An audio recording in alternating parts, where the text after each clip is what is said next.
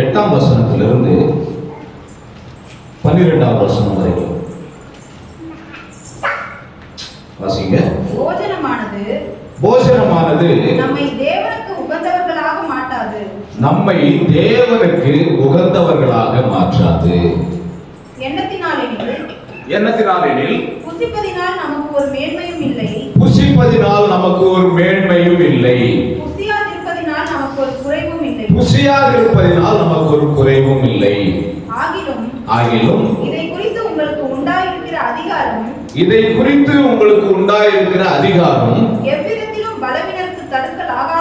எவ்விதத்திலும் பலவீனருக்கு தடுக்கலாகாதபடிக்கு பாருங்கள். எப்படியெனில் அறிவுள்ளவர்களாகிய நீங்கள் விக்கிரக கோவிலிலே பந்தி இருக்க ஒருவன் கண்டால், அறிவிருக்கிறவர்களாகிய உங்களை, விசுவாசிகளாகிய உங்களை, வேத அறிவில்லாத, அறிவுனா எந்த அறிவை குறிப்பிடுகிறார் என்று சொன்னால் வேத அறிவை, சத்திய அறிவை, சத்தியத்தை அறிவீர்கள் சத்தியம் உங்களை விடுதலையாகும் என்று சொல்கிற வசனத்தின்படி கர்த்தரை குறித்து அறிகிற அறிவை உடைய நீங்கள் விக்கிரக கோயிலிலே நீங்கள் போஜனம் பண்ணுகிறதை வேத அறிவு இல்லாத ஒருவன் கண்டால், வாசிக்கிறோம், பலவீனமாய் இருக்கிற அவனுடைய மனசாட்சி விக்கிரகத்துக்கு படைக்கப்பட்டவைகளை புசிப்பதற்கு துணிவு கொள்ளும் அல்லவா? பலவீனமுள்ள சகோதரன் உன்னுடைய அறிவீனத்தின் நிமித்தம் அல்லது உன்னுடைய துணிகரத்தின் நிமித்தம் அல்லது நீ ஆண்டவருக்கு விரோதமாக செய்கிற செயலின் நிமித்தம் கெட்டு போகலாமா? அவனுக்காகவும் கிறிஸ்து என்ன பண்ணாரு? மரித்தார். இங்கே நம் கடந்த நாட்களிலே பார்த்தோம், பண்டிகைகளை கொண்டாடுவதும் விக்கிரகங்களை ஆராதிப்பதும், விக்கிரகங்களை ஆராதிக்கிறவர்களை போல சபையிலே நாமும் அப்படி நடத்துவதும் தவறு என்று சொல்லி கடந்த வாரங்களிலே பார்த்தோம். அதற்கான தொடர்ச்சியாக இந்த வசனங்கள் நமக்கு கற்றுத்தருகிற பாடம் என்னவென்று சொன்னால், அவர் சொல்றார், அறிவு இருக்கிறவர்களாகிய நீங்கள். அறிவுனா எல்லாருக்கும் இருக்குது அறிவு. நம்மளை விட அறிவாளிகள்லாம் இந்த உலகத்தின் அறிவாளிகள் உலகத்துல இருக்கிறாங்க. பெரிய பெரிய ஞானிகள் இருக்கிறாங்க, ராக்கெட் விடுறவங்க எல்லாம் இருக்கிறாங்க, பிளைட் கண்டுபிடிக்கிறவங்க, அணுசக்தியை பயன்படுத்துறவங்க எல்லாம் இருக்கிறாங்க. நம்ம அந்த அளவுக்கு பெரிய அறிவாளிகள் இல்லை. ஆனால் நமக்கு என்ன அறிவு இருக்கிறது என்று சொன்னால், வேதத்தை அறிந்து கொள்கிற, கடவுள் யார் என்று சொல்லி அறிந்து கொள்கிற, அவருடைய குணாதிசயங்கள் என்ன என்பதை அறிந்து கொள்கிற, அவர் நம்மை எதற்காக தெரிந்து கொண்டால் நம்ம எதை நோக்கி பயணிக்கிறோம் என்கிறதான அறிவு நமக்கு இருக்கு. அல்லேலூயா சொல்லுங்க. நான் உங்களை ஒரு கேள்வி கேட்கிறேன், நம்ம எதை நோக்கி பயணிக்கிறோம்? கிறிஸ்துவ மார்க்கம், கிறிஸ்துவை பின்பற்றுகிற நாம் எதை நோக்கி பயணிக்கிறோம்? நித்திய ஜீவனை. இயேசு கிறிஸ்து இந்த உலகத்துல வாழ்ந்த காலத்துல நித்திய ஜீவனை உங்களுக்கு கொடுப்பேன் என்று சொல்லி பிரதானமான ஒரு வாக்குத்தத்தத்தை நமக்கு கொடுத்திருக்கிறார். நம்முடைய பயணம் அதுவா தான் இருக்கணும். வேற எதுக்காகவும் இந்த உலகத்துல நம்ம வாழல அப்படின்ற ஒரு முடிவோட நம்ம வாழணும். அது அப்படி நம்ம தொடர்ந்து வாழும்போது, நித்திய ஜீவனுக்காக வாழும்போது, எடுத்து வாசிக்கிறோம் ரோமாபுரிக்கு எழுதின கடிதம் 8வது அதிகாரத்துல 32வது வசனம் வாசிங்க. தம்முடைய சொந்த குமாரன் என்றும் பாராமல் நம் எல்லோருக்காகவும் அவரை ஒப்புக் கொடுத்தவர் இயேசு கிறிஸ்துவை நமக்காக சிலுவையிலே ஒப்புக் கொடுத்தவர், அவரோட கூட மற்ற எல்லாவற்றையும் நமக்கு அருளாதிருப்பது எப்படி? இந்த மற்ற எல்லாவற்றையும் நமக்கு அருளாதிருப்பது எப்படி என்கிற அந்த வார்த்தை எதை குறிக்கிறது என்று சொல்லி நினைக்கிறீங்க? மற்ற எல்லாவற்றையும் நமக்கு அருளாதிருப்பது எப்படி? நல்லா புரிஞ்சுக்கங்க. திரும்பவும் வாசிக்கிறோம் பாருங்க. தம்முடைய சொந்த குமாரன் என்றும் பாராமல் நம் எல்லோருக்காகவும் அவரை ஒப்புக் கொடுத்தவர், மற்ற எல்லாவற்றையும், அவரோடு கூட மற்ற எல்லாவற்றையும் நமக்கு அருளாதிருப்பது எப்படி? அப்ப எல்லாவற்றையும் என்கிறதான அந்த வார்த்தை எதை குறிக்கிறது? உலக ஆசீர்வாதங்களை குறிக்கிறது. நமக்காக இயேசு கிறிஸ்துவை இந்த பூமிக்கு ஒப்பு கொடுத்தார். எதற்காக? நித்திய ஜீவன் வழங்கும்படியாக. ஐயோ, பிள்ளைகள் மாம்சத்தோடும் ரத்தத்தோடும் இருக்கிறார்களே, அவர்கள் சீரழிந்து போகிறார்களே என்று சொல்லி அவரும் மாம்சமும் ரத்தமும் உடையவராய் பூமியில வந்து நாம சாபத்திலும் பாவத்திலும் வாழ்ந்து கொண்டிருக்கிற அந்த கட்டப்பட்ட அடிமைத்தனத்திலிருந்து விடுதலையாக்கி நம்மை நித்திய ஜீவனுக்கு என்று இந்த பூமிக்கு ஒப்பு கொடுத்த தேவன் அந்த நித்திய ஜீவனோடு எதையும் கொடுப்பாராம்? உலக ஆசீர்வாதங்களை கொடுப்பார். அதைத்தான் சொல்றார் இயேசு கிறிஸ்து பூமியில வாழ்ந்த காலத்துல. இதை எழுதுனது பவுலடிகளார். ஆனா இயேசு கிறிஸ்து பூமியில வாழ்ந்த காலத்துல முதலாவது தேவனுடைய ராஜ்யத்தை தேடுங்க, பிற்பாடு இவைகள் எல்லாம். அது எதை குறிக்கிறது? உலக ஆசீர்வாதங்களை குறிக்கிறது. அப்போ நம்முடைய ஆண்டவர் நித்திய ஜீவனுக்கு மட்டும் நீ போ, நீ பசியா சாகு, நீ வேதனையை அனுபவி அப்படி என்று சொல்லி நம்மை கைவிடுகிறவர் அல்ல. உலக ஆசீர்வாதங்களையும் நமக்கு தர வல்லவராய் இருக்கிறார். எப்பொழுது என்று சொன்னால் நாம் தேவனுடைய ராஜ்யத்துக்குரியவர்களாய் இருக்கும்போது. பாருங்க, நம்மளமாய் தேவனுடைய ராஜ்யம் கட்டப்படணும் ஒழிய நம்மளமாய் தேவனுடைய ராஜ்யம் என்ன பண்ணக்கூடாது? இடிக்கப்பட கூடாது. தேவனுடைய ராஜ்யம் ஒரு இடத்துல கட்டி எழுப்பப்படுகிறது. அதாவது சத்தியம் தெரியாத, வேதவசனம் தெரியாத ஒருவன் புதிதாக ஆண்டவரை ஏற்றுக்கொண்டு கிறிஸ்துவம் எப்படிப்பட்டது என்று சொல்லி முழுமையான ஒரு விளக்கத்துக்கு அவனுக்கு அந்த அறிவு இல்லாமல் இருக்கிற ஒருவன், முழுமையாக கிறிஸ்துவத்தை பற்றி தெரிந்து கொள்ளாத ஒருவன் நம்மோடு கூட பயணிக்கிறான் நித்திய ஜீவனை நோக்கி என்று சொல்லி வைத்துக் கொள்வோம். நம்மோடு கூட அவனும் நித்திய ஜீவனுக்காக, ஐயா நானும் வர்றேன் சபைக்கு, நானும் கிறிஸ்துவை ஏற்றுக்கொள்றேன், எனக்கும் சொல்லிக் கொடுங்க வேதவசனங்களை அப்படின்னு சொல்லிட்டு நம்ம பின்னாடி வரான். அவனுக்கு வழிகாட்டுகிற நாமும்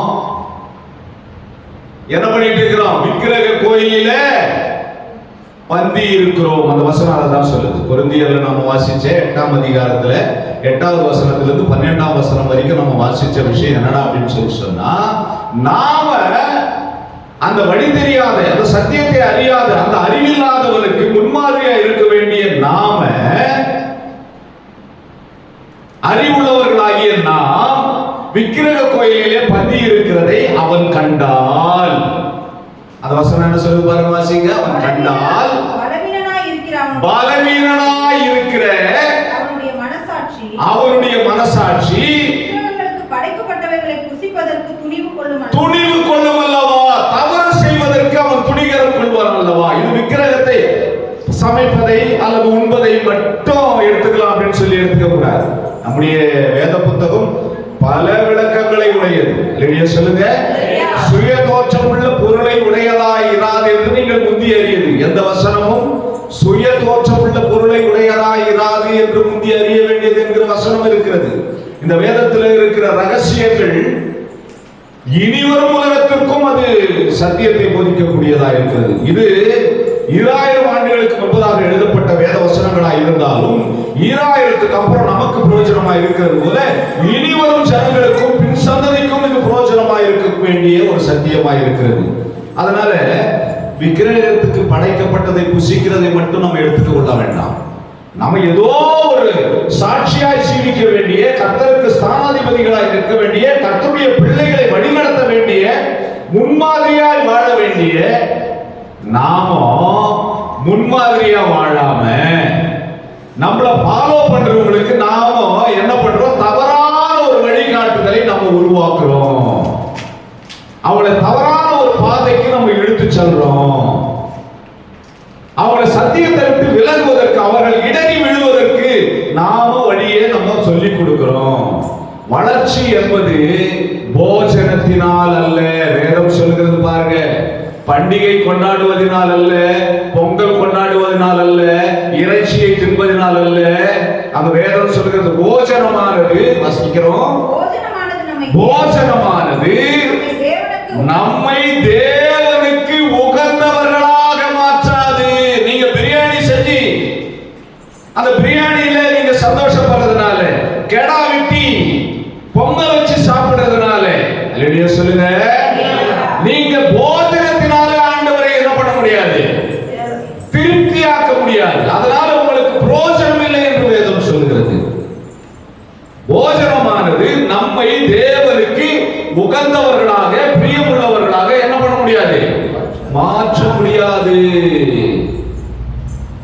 அப்போ ஒருவன் இடறுவதற்கு நாமோ தேவனுடைய ராஜ்யம் இடிக்கப்படுவதற்கு நாம காரணமாக கூடாது. நம் மூலமாய் தேவனுடைய ராஜ்யம் என்ன பண்ணணும்? கட்டப்படணும். அவ்விசுவாசி விசுவாசியாக மாற்றுவதற்கு நாம முன்மாதிரியான வாழ்க்கையை வாழணும். நம்முடைய வாழ்க்கையை கண்டு ஐயா கூட அங்க என்ன பண்ணிட்டு இருக்கிறாரு? பொங்கல கொண்டாடிக்கிட்டு இருக்கிறாரு. ஐயா கூட பட்டாசு வெடிச்சுக்கிட்டு இருக்கிறாரு. ஐயா கூட அகல் விளக்கு ஏற்றிக்கிட்டு இருக்கிறாரு. ஐயா கூட என்ன பண்ணிட்டு இருக்கிறாரு? போய் ஆயுத பூஜை கொண்டாடிக்கிட்டு இருக்கிறாரு. அல்லேலூயா சொல்லுங்க. இவைகள் தேவனை பிரியப்படுத்தாது என்று சொல்லி என்னை நோக்கி கர்த்தாவே கர்த்தாவே என்று சொல்லுவார்கள். உம்முடைய நாமத்தினாலே பிசாசுகளை விரட்டினோம், உம்முடைய நாமத்தினாலே அற்புதங்களை செய்தோம் சொல்லுவாங்க. ஆனாலும் பிதாவின் சித்தத்தின்படி செய்கிறவர்களே பரலோக ராஜ்யத்தில் பிரவேசிப்பார்கள். அப்போ நம்முடைய கிரியைகள் பிதாவுடைய சித்தத்தின்படி இருக்கணும்படிய மனுஷனுடைய கற்பனையான யோசனைகளுக்கு நம்முடைய கிரியைகள் இருக்கக்கூடாது. யாரோ எங்க அப்பா சொன்னாரு பொங்கல் கொண்டாட சொல்லி, எங்க அப்பா சொன்னாரு ஆயுத பூஜை கொண்டாட சொல்லி, எங்க ஓனர் சொன்னாரு. அல்லேலூயா சொல்லுங்க, அல்லேலூயா சொல்லுங்க.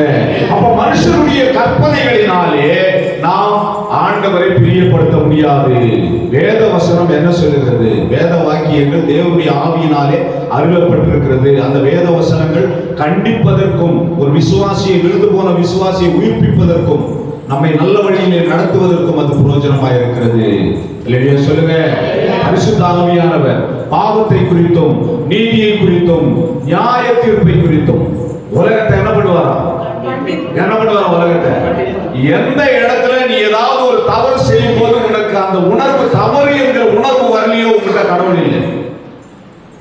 ஏதாவது ஒரு தப்பு செய்யற, ஏதோ ஒரு வேத பிரமாணத்தை மீறுற, ஏதோ ஒரு சத்தியத்தை மீறுற, ஏதாவது தேவனுடைய வார்த்தையை நீ மீறி நடத்துகிற, இந்த வேதத்தில் இருக்கிற காரியத்துக்கு விரோதமாக செய்யற, அது தப்பு என்னும் மனசாட்சி உனக்கு என்னைக்காவது ஒரு நாள் குற்ற உணர்வை கொண்டு வரவில்லை என்றால் பரிசுத்த ஆவியானவர் உன்னிலே கிரியை செய்யவில்லை, நீ ஆண்டவருடைய பிள்ளை இல்லை, துணிகரமாய் பாவம் செய்வதற்கு பிசாசு உன்னை பயன்படுத்தி கொண்டிருக்கிறான் என்றுதான் அர்த்தம். என்றால் ஆவியானவர் என்ன பண்ணுவாராம்? பாவத்தை குறித்து, நீதியை குறித்து, நியாய தீர்ப்பை குறித்து தான் பேசுவாராம்.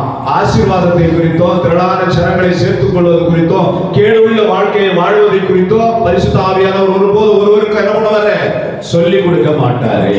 அடுத்து நம்ம வாசிக்கலாம். 1 கொரிந்தியர் 9ஆம் அதிகாரம் 24 இருந்து 26 வரைக்கும் வாசிங்க. பந்தய சாலையிலே ஓடுகிறவர்கள் எல்லாரும் ஓடுவாங்க. அல்லேலூயா சொல்லுங்க. எல்லாரும் என்ன பண்ணுவாங்க?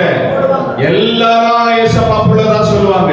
எல்லாரும் நான் சாமி கும்பிடுறேன், நான் ஏசப்பா புள்ள, நான் வீட்டுல ஜெபம் பண்றேன், நான் பாட்டு பாடுறேன், நான் சாட்சி சொல்றேன், எங்க வீட்டுல குடும்ப சபை நடத்துறேன். பந்தய சாலையிலே ஓடுகிறவர்கள் எல்லாரும் ஓடுவார்கள்.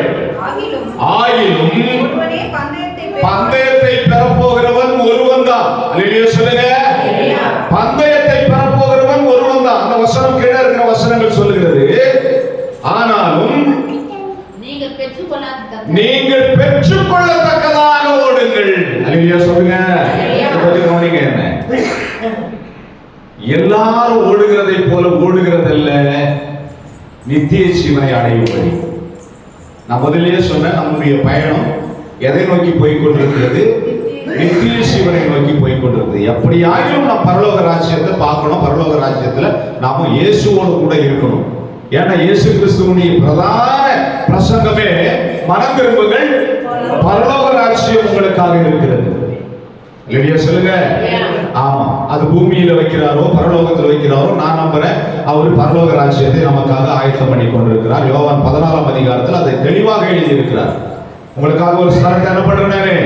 ஆயத்தம் பண்ணி கொண்டிருக்கிறேன். அவர் வரப்போறதா 1 தெசலோனிக்கேயர் புத்தகத்துல மத்திய வாரத்துல நான் வரப்போகிறேன், மேகங்களோட நான் வரப்போகிறேன். 4ஆம் அதிகாரத்துல 1 தெசலோனிக்கேயர் புத்தகத்துல பிரதான தூதர்களுடைய ஆரவாரத்தோடு எக்கால முழக்கத்தோடு நான் வரப்போறேன். அப்ப மரித்தவர்கள் எல்லாரும் உயிரோட எழுப்புவாங்க. அப்ப உயிரோடு இருக்கிறவங்களும் மறுரூபம் ஆவாங்க அப்படிங்கிற வார்த்தை எழுதி இருக்கிறதுனால நான் நினைக்கிறேன் ஏசப்பா நிச்சயமாக எனக்கு பரலோகத்தை தருவார் என்று சொல்லி. நம்முடைய பயணம் பரலோக ராஜ்யத்தை குறித்ததா இருக்கிறது என்றால் நாம் பெற்றுக்கொள்ளத்தக்கதாக ஓட வேண்டும். அதை ரெடியா சொல்லுங்க. வாசிச்ச வசனத்துல பந்தய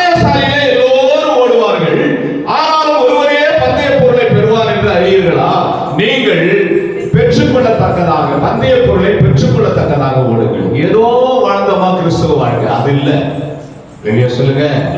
எல்லாரும் சர்ச்சுக்கு போறாங்க, நானும் போறேன், அது இல்லை. இம்மைக்காக நான் போனா சரியாயிடுவேன், நான் போனா ஆசீர்வாதம் ஆயிடுவேன், நான் போனா என் பசி அடைக்கணும், நான் போனா என் ஆசை நிறைவேறிடும், நான் போனா நான் விருப்பப்படுறது எனக்கு கிடைக்கும், நான் போனா ஆசீர்வாதமா இருப்பேன், உடம்பு சரியாயிடும், நோய் எல்லாம் சரியாயிடும். இது மாத்திரம் இல்லைங்க, இந்த பூமிக்குரிய வாழ்க்கைக்கு மாத்திரம் இல்லைங்க, நித்திய ஜீவனை பெற்றுக் கொள்ளத்தக்கதாக என்ன சொல்ற பாருங்க. எடுத்து வாசிக்கிறோம். 1 தீமோத்தேயு 6ஆம் அதிகாரம் 12வது வசனம். 1 தீமோத்தேயு 6ஆம் அதிகாரம் 12வது வசனம். வேகமாக நேரம் ஆனதுனால சீக்கிரமா முடிக்கணும்னு நினைக்கிறேன். நல்ல போராட்டத்தை போராடு. அல்லேலூயா சொல்லுங்க. போராட்டமா இருக்குது வாழ்க்கை. வாழ்க்கை முழுவதும் எப்படி இருக்குது? போராட்டம் இருக்குது. அந்த போராட்டமும் நல்ல விஷயத்துக்காக நீ போராடு.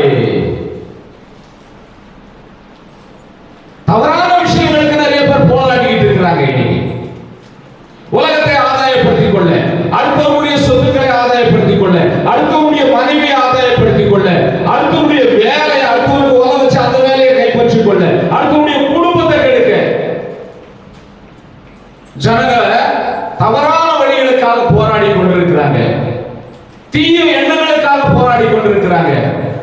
காலையிலிருந்து எங்கேயோ கேட்டு பார்த்தேன், சாயங்காலம் ஒரு கோட்டர் அடிக்கணும், பணம் இல்லை. அவருக்கு அந்த போராட்டம். சாயங்காலம் குடிக்கிறதுக்கு அவருக்கு காசு வேணும், அந்த போராட்டம். என்ன ஒரு வார்த்தை சொல்லிட்டான், அவனை ஏதாவது பண்ணி அவன் குடும்பத்தை கெடுக்கணும். அவருக்கு என்ன போராட்டம்? அடுத்தவனை கெடுக்கணும்ன்ற போராட்டம். என்ன விட அவன் நல்லா வளர்ந்துடுறான், அவனை நான் எப்படியாவது அழிக்கணும், அப்படி பொறாமையின் போராட்டம். நிறைய பேர் போராட்டம். ஆனால் சொல்றாரு, நல்ல போராட்டத்தை போராடு. அடுத்து வாசிக்கிறோம். நித்திய ஜீவனை பிடிச்சுக்க. பற்றிக்கொள்ளனா பிடித்துக்கொள். அதற்காகவே நீ அழைக்கப்பட்டாய். பாருங்க, ஆண்டவர் அழைத்த நோக்கம் உன் உடம்புல இருக்கிற வியாதியை சரி பண்றதுக்கு நீ நினைச்சீங்கன்னா அது தப்பு. உன்னை தரித்திரத்திலிருந்து, கடன் சுமையிலிருந்து கர்த்தர் மாற்றி உன்னை ஆசீர்வாதமா வச்சிருவாருன்னு சொல்லி சொன்னா அதுவும் தப்பு. உன்னுடைய பிரச்சனைகள் எல்லாம் மாறிடும் அப்படின்னு சொன்னா அதுவும் தப்பு. இதெல்லாம் ரைட்டு. எப்ப தெரியுமா? நித்திய ஜீவனுக்கு என்று நீ அழைக்கப்பட்டதை உணர்ந்து கொண்டாயானால் இதெல்லாம் ரைட்டு. இல்லையா சொல்லுங்க. இதெல்லாம் உனக்கு கூட கிடைக்கும். நீ இதுக்காகவே போராடிக்கிட்டு இருந்தீங்கன்னா அதுவும் கிடைக்காது, இதுவும் கிடைக்காது. இல்லையா சொல்லுங்க. நிறைய பேர் இன்னும் ஆசீர்வாதமா இல்லாததற்கான காரணம் உலகத்தை நேசித்து உலக ஆசீர்வாதங்களுக்காக, உலக சம்பத்துக்காக, உலக சந்தோஷத்துக்காக. மோசே சொல்றாரு, அநித்தியமான பாவ சந்தோஷங்களை அனுபவிப்பதை காட்டிலும் தேவனுடைய ஜனங்களோடு பாவம் அனுபவிப்பதை மேன்மையாக எழுதுகிறேன். புரியுதுங்களா? அப்ப அநித்தியம் எதுன்னு சொன்னா அழிந்து போகக்கூடியது. இந்த உலகமும் உலகத்தில் இருக்கிற ஆசை இச்சைகளும் எனப்படக்கூடியது, அழிந்து போகக்கூடியது. உலகத்தில் இருக்கிற பொண்ணும் மண்ணும் அழிந்து போகக்கூடியது. இந்த உலகத்தில் இருக்கிற ஆஸ்தி, சம்பத்து, மிருக ஜீவன்கள், சொத்து, சுகம் அழிந்து போகக்கூடியது. இந்த சரீரம் அழிந்து போகக்கூடியது. இந்த சரீரத்துக்காக மினுக்கான உடைகளும், நகை நட்டுகளும், விசேஷித்த உடைகளும், பொன்னாபரணங்களும், அணிகலன்களும், இந்த சரீரத்துக்காக காஸ்மெட்டிக்ஸும், மேக்கப் பொருட்களும், வாசனை திரவியங்களும் அழிந்து போகக்கூடியது. அந்த வசனம் சொல்லுகிறது, இதற்காகவே நீ அழைக்கப்பட்டாய். தேவனுடைய அழைப்பு, உன்னை அழைத்ததுடைய நோக்கம் இந்த மண்ணுக்குரியவைகளை உனக்கு கொடுத்து உன்னை பெரிய கோடீஸ்வரனாக்கி, உன்னை ஐஸ்வர்யனாக்கி, உன்னை ஐஸ்வர்யவான் எங்க போயிட்டான்? எரிகிற கந்தகம், எரிகிற அக்னியும் இருக்கிற இடத்துல போயிட்டான். லாசரு ஆபிரகாமுடைய மடியில போயிட்டான். ஐஸ்வர்யவான் என்ன சொல்லிட்டான்? ஆண்டவருடைய வசனங்களை ஏற்றுக்கொள்ள முடியாம துக்கத்தோட கடந்து போயிட்டான். ஐஸ்வர்யவான் தேவனுடைய ராஜ்யத்தில் பிரவேசிப்பது அரிதா இருக்கிறது. எவ்வளவு கஷ்டம் தெரியுமா? அது ஊசி பொறையில ஒட்டகத்தை புகுத்துற மாதிரி ஒரு கஷ்டமா இருக்கு. இயேசு கிறிஸ்து சொல்றாரு. அப்ப இந்த உலகத்தை, இந்த உலகத்தின் ஆசாபாசங்களை, இந்த உலகத்தினுடைய சம்பத்தை, இந்த உலக ஆசையை, உலக பணத்தை, மேன்மையை நீ தேடி அதற்காக நீ இயேசுவை நோக்கி பயணிப்பாயானால் அது நிலைத்திருக்காது, அது நித்திய ஜீவனுக்குரியதா இருக்காது. அதனால தான் நீ இப்படி இன்னும் கஷ்டப்பட்டு கொண்டிருக்கிற. என் ஆண்டவர் எனக்கு நித்திய ஜீவனை தருவார், என் ஆண்டவரை நான் தரிசிப்பேன். யோபு சொல்றாரு, என் கண்களால் நான் அவரை காண்பேன், அந்நிய கண்களால் அல்ல, என் கண்களாலே நான் அவரை காண்பேன். இல்லையா சொல்லுங்க. அப்ப நம்முடைய ஓட்டம், நம்முடைய தரிசனம், நம்முடைய பிரயாணம் எதை நோக்கி இருக்க வேண்டும் என்று சொன்னால் நித்திய சிவனை நோக்கி இருக்க வேண்டும். அப்ப இந்த போஜனத்துக்காக, இந்த விக்கிரகங்களுக்கு படைக்கப்பட்டதுக்காக பெற்றுக்கொள்ளத்தக்கதாக ஓடுங்கள் என்று வேதம் சொல்லுது. நீங்கள் எதையாயும் பெற்றுக்கொள்ளத்தக்கதாக ஓடுங்கள். உங்களுடைய பிரயாசங்கள் வீணா போய் நீங்க மூச்சு வாங்கி நீங்க களைப்படுத்தி பரிசை பெற்றுக்கொள்ளாமல் நீங்கள் தோற்று போவதை விட, நீங்கள் எவ்வளவு களைப்பு வந்தாலும் எவ்வளவு மூச்சு வாங்கினாலும் அது நன்மைக்காக ஓடினேன், நல்ல போராட்டத்தை போராடினேன் என்கிற ஒரு நிச்சயம் உங்களுக்கு இருக்க வேண்டும். நான் போராடின போராட்டங்களுக்கெல்லாம் கர்த்தர் எனக்கு பலன் கொடுத்தார், இந்த பூமிக்குரிய பலனையும் பரலோகத்தின் பலனையும் மேன்மையும் கொடுத்தார் என்கிற ஒரு நம்பிக்கை இருக்கிறது. நான் ஆண்டவரோடு இன்றைக்கு பயணித்துக் கொண்டிருக்கிறேன் என்று சொன்னால் என் ஆண்டவர் என்னோடு கூட இருக்கிறார், நிச்சயமாக நான் ஆண்டவரை பார்ப்பேன் என்கிற தேசத்தோடு போது அந்த உலகத்தில் இருக்கிற அந்த சின்ன சின்ன சந்தோஷங்களுக்கெல்லாம் என் தேவரை இழக்க நான் விருப்பம் இல்லை. எடுத்து வாசிக்கிறோம் பாருங்க, 2 தீமோத்தேயு 2ஆம் அதிகாரம் 5வது வசனம் முடிச்சிடலாம். 2 தீமோத்தேயு 2 பாருங்க, வாசிக்கிறோம். மேலும் ஒருவன் மல்யுத்தம் பண்ணினாலும், மல்யுத்தம் அப்படின்னு சொல்லி சொன்னா பாக்ஸிங், அந்த WWE எல்லாம் பாக்குறீங்கல்ல, அந்த மாதிரி வச்சுக்கோங்க. இல்ல கராத்தே போட்டின்னு வச்சுக்கோங்க, இல்ல கபடி போட்டின்னு வச்சுக்கோங்க, ஏதோ ஒரு போட்டி மல்யுத்தம் என்று எழுதி இருக்கிறதுங்க. ஒருவன் மல்யுத்தம் பண்ணினாலும் சட்டப்படி அவன் பண்ணாவிட்டால் அவன் முடிசூட்டப்படான், அவனுக்கு கிரீடம் கிடைக்காது. அல்லேலூயா சொல்லுங்க. அப்போ நாம் இந்த வேத சட்டத்தின்படி, வேத பிரமாணத்தின்படி, வேத வசனத்தின்படி நாம் கிறிஸ்தவர்களாய் வாழாவிட்டால் ஆண்டவர் உனக்கு வசனம் கொடுத்திருப்பார், உன்னை முத்திரை மோதிரமாக வைப்பேன், உன்னை பொன் கிரீடமாக்குவேன், எல்லாம் ஃபெயில் ஆயிடும். அந்த வாக்குத்தத்தம் எல்லாம் என்ன ஆயிடும்? வசனம் சொல்லுது. அவன் எப்படிப்பட்ட யுத்தத்தை பண்ணணுமா? சட்டப்படியான யுத்தம், சட்டப்படியான மல்யுத்தம். பிசாசோடு நாம் போராடி கொண்டிருக்கிறோம், இந்த உலகத்துல எதிராளிகளோடு நாம் போராடி கொண்டிருக்கிறோம், வாழ்க்கையோடு போராடி கொண்டிருக்கிறோம். ஒவ்வொரு நாளும் கிறிஸ்தவருக்கு போராட்டம் தான். இதை நாம எப்படி ஹேண்டில் பண்ணணுமா? வேத வசனத்தின்படி தான் என்ன பண்ணணுமா? ஹேண்டில் பண்ணணுமா? நம்முடைய வாழ்க்கையை நமக்கு விருப்பப்பட்டு, நம்முடைய இஷ்டப்படி நாம என்ன பண்ணக்கூடாது? வாழ்ந்துடக்கூடாது. நாம் நமக்கானவர்கள் அல்ல, நீங்கள் உங்களுக்கானவர்கள் அல்ல. உங்களை விலை கொடுத்து வாங்கி இருக்கிறார் இயேசப்பா. உங்களை விலை கொடுத்து அவர் வாங்குறதுனால நீங்கள் அவருக்கானவர்கள், அவருக்கானவர்களாக நீங்கள் இருக்கிறதுனால அவர் என்ன சட்டம் வச்சிருக்கிறாரோ, நமக்கு என்ன நியமங்கள் வச்சிருக்கிறாரோ, என்ன நீதி நேர்மையான வழியை காட்டி இருக்கிறாரோ, அது இடுக்கமான பாதையா இருந்தாலும், யுத்தம் என்பது சாதாரணமா சொகுசா இருக்கிறது இல்லை, அது இடுக்கமான பாதையிலே பயணிக்கிறதான ஒரு சூழ்நிலை. அந்த யுத்தத்தை நீங்கள் சட்டப்படி செய்ய வேண்டும். அப்போ கிறிஸ்துவன் எப்படி வேண்டுமானாலும் வாழ்கிறவன் அல்ல, எப்படி வேண்டுமானாலும் பேசுகிறவன் அல்ல. அவர் சொல்றாரு, எனக்கு லாபமா இருந்தவைகள் நஷ்டமா விட்டுட்டேன்னு சொல்றாரு. ஒரு இடத்துல என்ன சொல்றாரு? எல்லாவற்றையும் அனுபவிக்க எனக்கு அதிகாரம் உண்டு, ஆனால் நான் ஒன்றுக்கும் அடிமையானவன் அல்லன்னு சொல்லி சொல்றாரு. எனக்கு எல்லாவற்றையும் அனுபவிக்கலாம், நான் தீபாவளி கொண்டாடலாம், நான் ஆயுத பூஜை கொண்டாடலாம், என்னை யாரும் கேட்க மாட்டாங்க, நானே உருவாக்கலாம். அவங்கள நான் மாத்திக்கிறேன், முடிவை மாத்திக்கிறேன், சபையோரு வாங்க எல்லாரும் ஆயுத பூஜை கொண்டாடலாம், ஒரு கூட்டம் பின்னாடி வந்துருவாங்க. பரவாயில்ல, இவர் பிளெக்சிபிள் ஆயிட்டாரு, எல்லாத்தையும் அட்ஜஸ்ட் பண்ணி போறாரு, அப்ப நம்மளும் சேர்ந்து ஐயாவை பின்னாடியே போகலாம், அவர் என்ன காட்டுறாரோ அதை நடத்திக்கலாம் அப்படி என்று சொல்லி வேத வசனம் சொல்லுகிறது. எல்லாவற்றையும் அனுபவிக்க எனக்கு அதிகாரம் இருந்தாலும் நான் ஒன்றுக்கும் அடிமையானவன் அல்ல. அப்போ உங்களை தவறான போதனையிலே நான் நடத்தினேனால் நான் சட்டப்படி யுத்தம் பண்ணல. கிரீடம் எனக்கு இல்ல, ஆனா கிரீடம் எல்லாம் கிடைக்கும் போது சாதாரண போஸ்டிங்காவது கிடைக்குமா? அதுவும் இல்லை, நரகம் தான் கிடைக்கும். எடுத்து இன்னொரு வசனத்தை கூட நம்ம வாசிச்சு முடிக்கலாம். யாக்கோபு எபிரேயர் புஸ்தகம், யாக்கோபுல எபிரேயர் புஸ்தகம் 12ஆம் அதிகாரம் 28வது வசனம்.